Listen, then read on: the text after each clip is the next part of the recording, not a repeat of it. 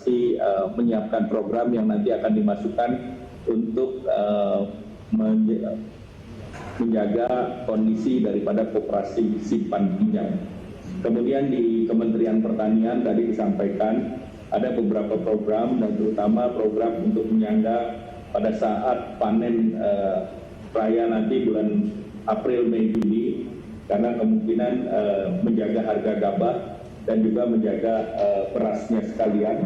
Dan pemerintah juga mencatat bahwa ada beberapa komoditas yang mendapatkan tekanan seperti di bidang perunggasan, dan ini juga pemerintah akan mempersiapkan program-program penyangganya bersama dengan Bulog.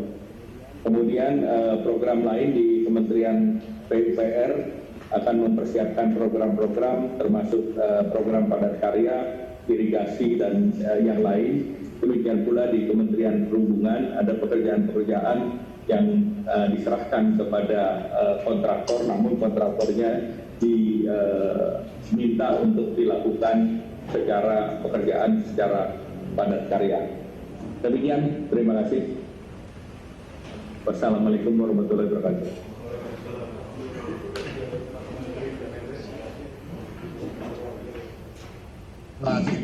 Assalamualaikum warahmatullahi wabarakatuh. Sesuai dengan arahan Bapak Presiden, ada 3 hal yang menjadi tanggung jawab pengalokasian dana desa. Yang pertama, dalam kondisi sekarang ini tentu untuk kepentingan pencegahan dan penanggulangan COVID di tingkat desa. Jadi semua ini skalanya skala desa. Dan yang kedua, bagaimana disampaikan oleh Pak Menko Perekonomian, jadi padat karya tunai desa, skalanya juga skala desa dengan beberapa syarat. Yang pertama yang dilibatkan dalam padat karya tunai desa adalah para penganggur dari manapun asalnya tapi domisilinya di desa itu. Kemudian setengah penganggur dan kelompok miskin lainnya termasuk kelompok marginal.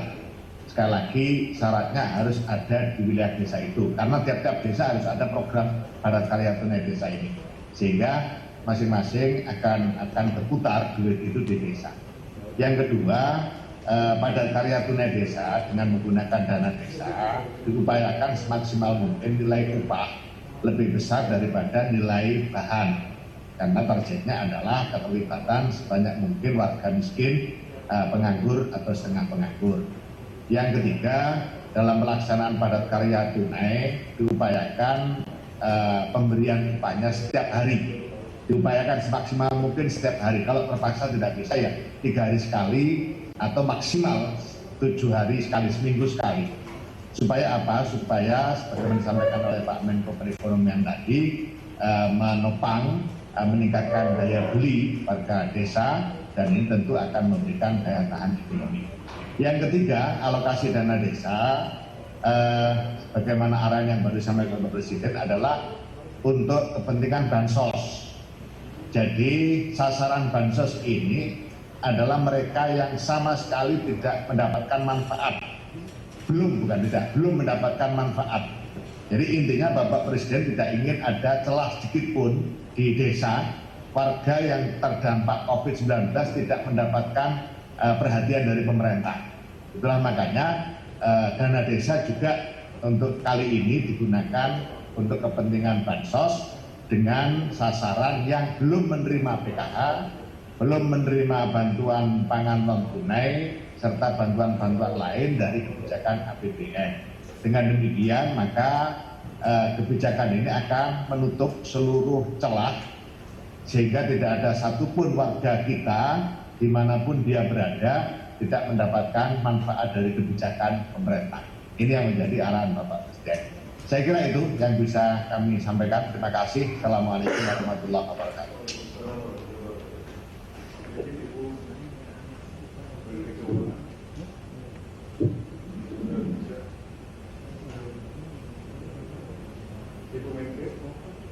Ya, terima kasih.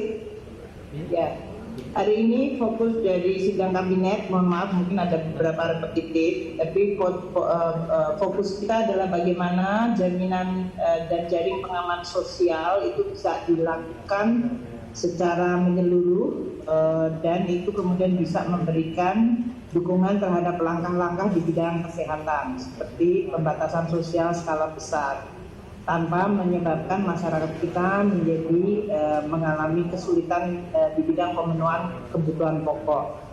Tadi mungkin sudah disampaikan oleh Menteri Sosial, ini termasuk di dalam paket ini seluruh 110 triliun yang sudah dicadangkan untuk penambahan bansos, dan dari APBN yang existing atau yang sudah ada juga akan dilakukan refocusing realokasi untuk penambahan bansos. Tadi Bapak Presiden telah memutuskan untuk PKH selama ini sudah diberikan 10 juta dengan tambahan untuk pemberian bulanannya. Untuk bantuan sembako 20 juta penerima, ini juga 200.000 per bulan untuk 9 bulan ke depan ini sampai dengan Desember. Kartu prakerja tadi telah disampaikan oleh Bapak Menko Perekonomian 20 triliun untuk 5,6 juta penerima. Bansos tambahan untuk Jabodetabek yaitu 4,1 juta penerima, 2,5 juta di DKI dan 1,6 juta di Bogor, Depok, Tangerang dan Bekasi. Ini untuk memberikan BLT kepada mereka, satuannya sama seperti kartu prakerja 600.000, kita nanti tetapkan 2 atau 3 bulan. Dan ini seperti yang sudah disampaikan, listrik dan gratis 24 juta pelanggan, listrik diskon 50% untuk 7 juta pelanggan, dan dana bansos tadi desa 30% dari 70 triliun atau 21 triliun nanti dipakai untuk membantu rakyat desa miskin yang belum mendapatkan PKH. Kita juga memberikan untuk KUR 11,9 juta UMKM termasuk 22.000 TKI yang akan mendapatkan fasilitas penundaan pokok dan bunga dari kredit usaha rakyat ini. Ini termasuk yang untuk sektor pertanian, dan penundaan cicilan dan bunga untuk kredit bumi dan mekar. Ini untuk 11,4 juta juga. Jadi maksudnya dari keseluruhan anggaran pemerintah ini betul-betul akan dibuat agar tadi yang disampaikan oleh Pak Halim tidak ada rakyat yang tidak mendapatkan. Dan kita akan terus memperbaiki database-nya sehingga seluruh program-program bantuan sosial dan bantuan kepada usaha kecil menengah itu betul-betul target bisa dipenuhi. Tadi Bapak Menko sudah menyampaikan masih ada beberapa inisiatif yang sedang dikaji seperti bantuan kepada UMKM di luar yang KUR dan UMI, dan juga tadi bantuan kepada petani di dalam rangka mendukung daya beli mereka atau nilai tukar mereka di dalam periode sedang melakukan panen ini. Ini yang sedang dihitung tadi, dan mekanismenya akan masuk di dalam 110 triliun yang ada di dalam paket yang telah disampaikan oleh Bapak Presiden. Di luar itu mungkin kita juga akan sampaikan nanti dengan daerah koordinasi agar APBD di daerah juga dilakukan realokasi, karena sekarang ini yang dilaporkan oleh Bapak Mendagri masih banyak bansos itu terbatas kepada anggaran yang awal, belum dilakukan perubahan. Mungkin itu dari kami Pak Menko, terima kasih.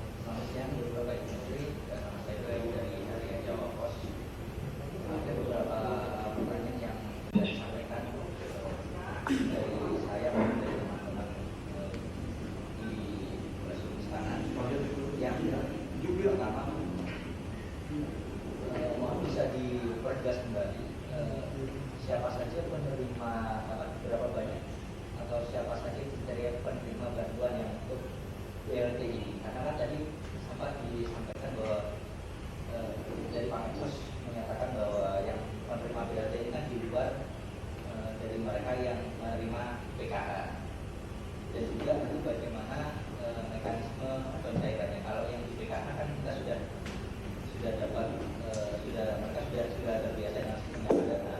Kalau memang ini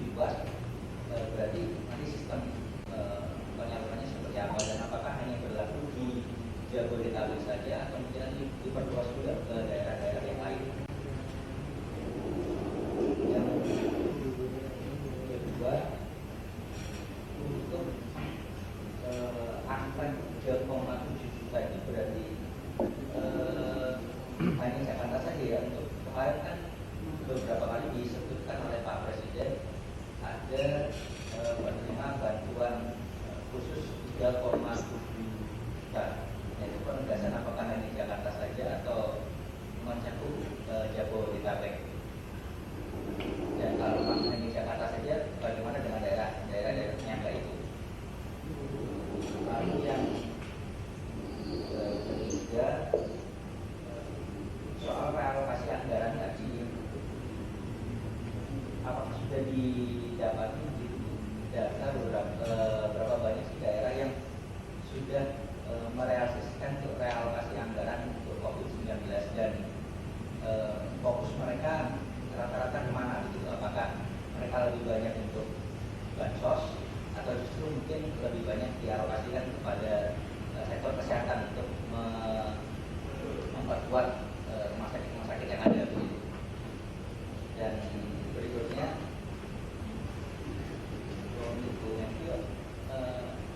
apakah mungkin bisa dijelaskan soal isu gaji ke-13 dan THR PNS yang terancam tidak cairkan dengan pemerintah saat ini fokus untuk merealokasi anggaran untuk penanganan COVID-19. Pak Menteri Desa, Pak Menko Perekonomian mengenai program padat karya tunai, Pak. Jadi ini nanti bisa dijelaskan kembali untuk pekerjanya seperti apa, Pak? Apakah jemput bola atau mereka atau mungkin di masing-masing desa membuat lowongan di situ, mohon bisa diperjelas ini. Dan yang kedua, berapa besar dana desa yang dialokasikan untuk program padat karya maupun yang dialokasikan menjadi bantuan sosial, dan khusus untuk bantuan sosial dari dana desa ini sendiri, apakah sudah terdata berapa banyak penerimanya dan apakah mereka memang penerima yang baru dalam artian seperti yang disampaikan di awal tidak menerima PKH atau mungkin ada kriteria lain gitu. Bapak, terima kasih semuanya. Selamat siang.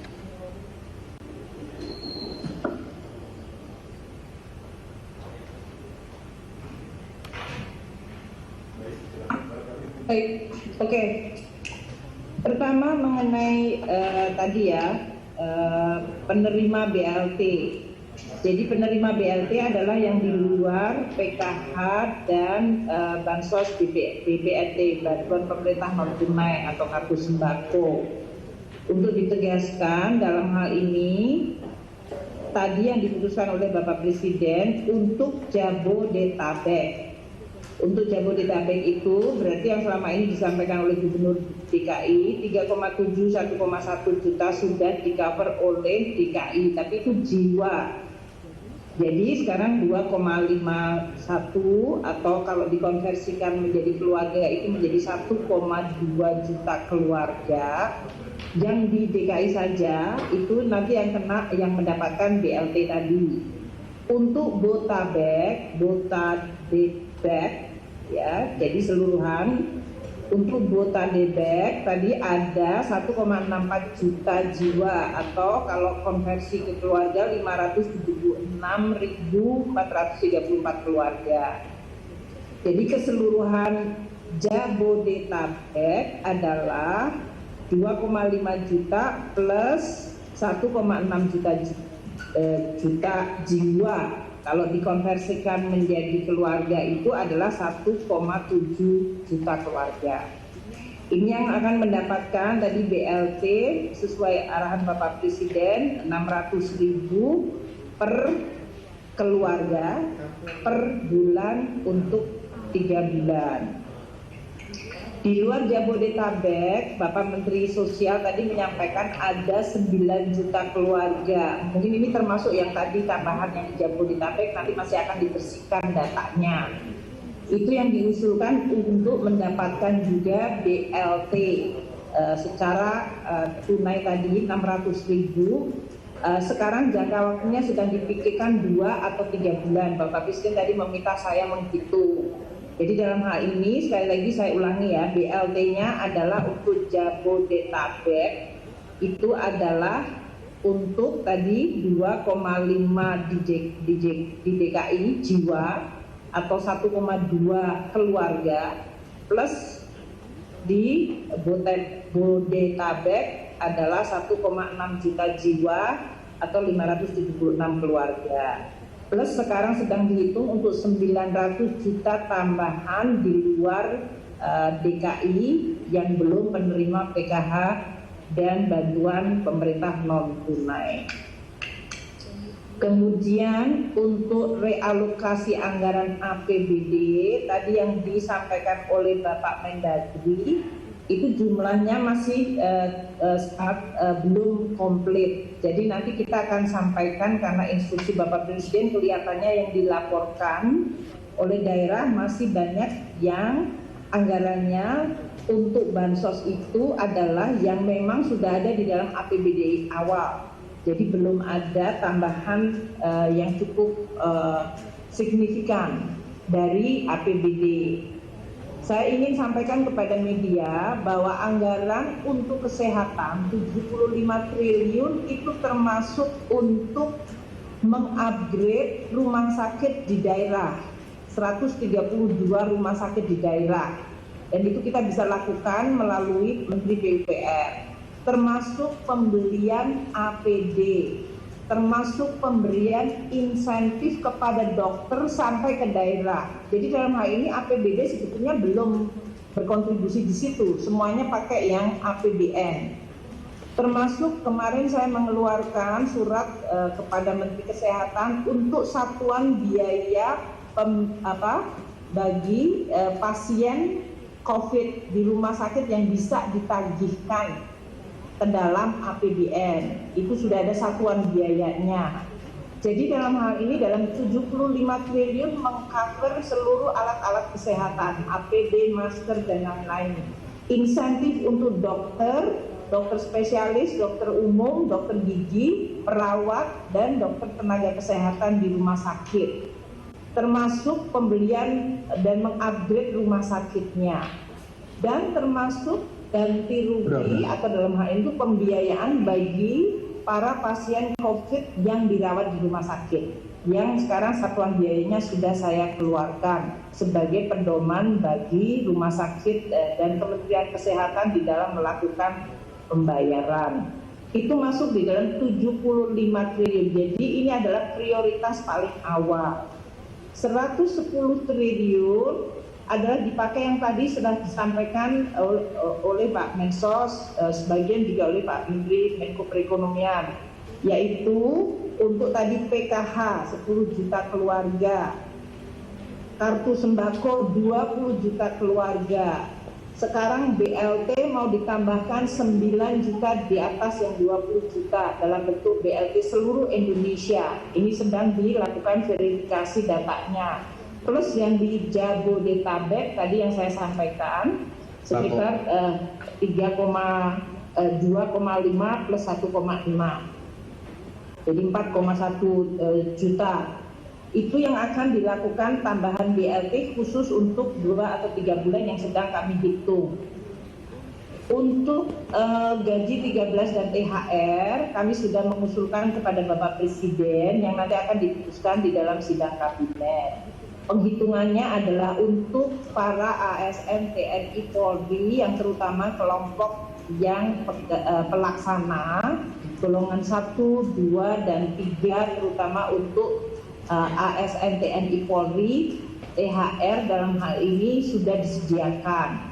Untuk pejabat negara nanti Bapak Presiden akan menetapkan seperti Menteri, DPR, dan para pejabat termasuk eselon 1 dan eselon 2. Jadi dalam hal ini kami akan menyampaikan kepada Bapak Presiden, Presiden masih memberikan instruksi kalkulasinya difinalkan agar nanti diputuskan di dalam sidang kabinet oleh Bapak Presiden dalam minggu-minggu ke depan.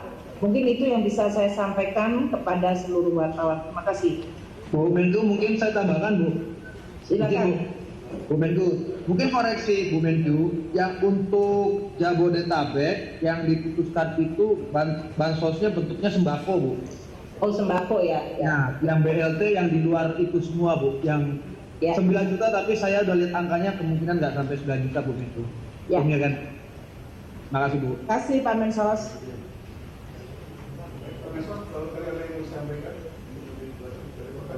Udah tadi, udah koreksi saya tadi.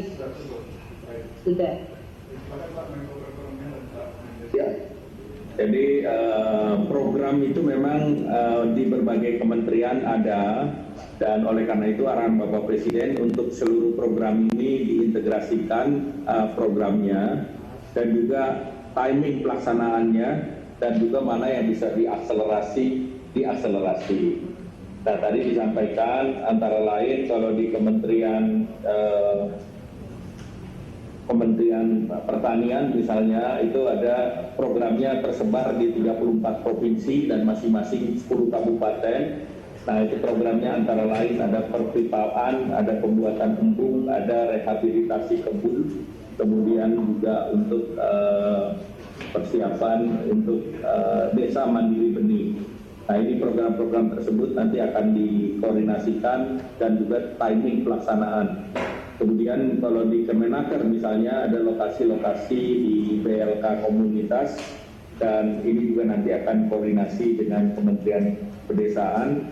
Sedangkan di PUPera antara lain padat karyanya yaitu percepatan peningkatan tata guna air, kemudian terkait dengan kota tanpa kumuh, kemudian pengembangan infrastruktur sosial, dan terkait dengan kegiatan rehabilitasi pengolahan sampah, sanitasi masyarakat, kemudian kualitas rumah swadaya dan pembangunan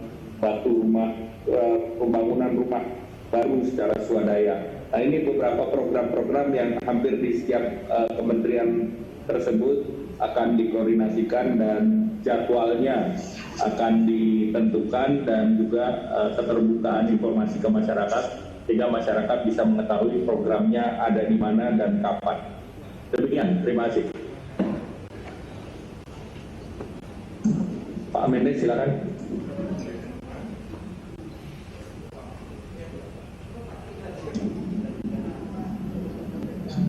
Baik, udah selesai Pak. Pak Mendes. Udah deh. Oh, Pak Mendes. Halo, ya. Jadi begini, untuk PKT di desa, padat karya tunai desa, rekrutmennya pertama warga miskin, anggota rumah tangga miskin, yang kedua pengangguran, yang ketiga setengah pengangguran, yang keempat kelompok marginal lain di lokus desa. Jadi tidak keluar dari desa itu, sehingga tidak ada pendaftaran dan seterusnya. Karena apa? Padat karya tunai desa itu harus melibatkan banyak orang, tetapi tetap mengikuti standar protokol kesehatan, physical distancing, social distancing dan seterusnya. Misalnya ada 30 orang dalam satu kegiatan melakukan penataan irigasi. Nah, ini kan panjang, bisa melibatkan banyak orang, dan komponen upah pasti lebih banyak dari komponen bahan. Nah, itulah yang dimaksud dengan padat karya tunai desa. Makanya bentuknya lebih pada melibatkan banyak orang. Kemudian yang kedua terkait dengan bansos yang berasal dari dana desa, sasarannya siapa? Sasarannya adalah semua mereka yang masuk rumah tangga miskin tapi belum dapat PKH, BPNT dan program-program pemerintah lainnya. Sehingga pendataannya dilakukan setelah ini jalan, desa melakukan pendataan, lokusnya RT RW, verifikasinya Musdes. Jadi ini diverifikasi dalam forum Musdes mereka-mereka yang belum masuk kategori miskin, misalnya gara-gara COVID-19 atau COVID-19 ini mereka kehilangan sumber mata pencaharian. Contoh warung-warung yang biasanya warung, atau mereka yang biasanya jadi jualan di sekitar sekolahan karena sekolahnya tutup, mereka tidak bisa jualan. Para penjual sayur, ikan, keliling yang biasa ngambil dari pasar kemudian dijual keliling karena kondisi seperti ini konsumennya menurun dan seterusnya. Nah, itu misalnya, tapi yang belum, sekali lagi tekanannya adalah yang belum mendapatkan PKH dan bantuan pangan non tunai serta program-program pemerintah lainnya. Itu prinsipnya di situ. Nah, berapa persen anggaran dana desa yang digunakan itu sesuai dengan kondisi, tetapi hitung-hitungannya tidak sampai 30% per desa. Maksimal lah 30%. Itu apa? Hitung-hitungan. Karena apa? Ini seperti yang disampaikan Pak Presiden tadi adalah jangan sampai kemudian ada rakyat Indonesia yang kemudian karena dampak COVID-19 ini tidak dapat fasilitas yang dilakukan atau dikembangkan oleh pemerintah. Saya kira itu yang bisa saya sampaikan. Terima kasih.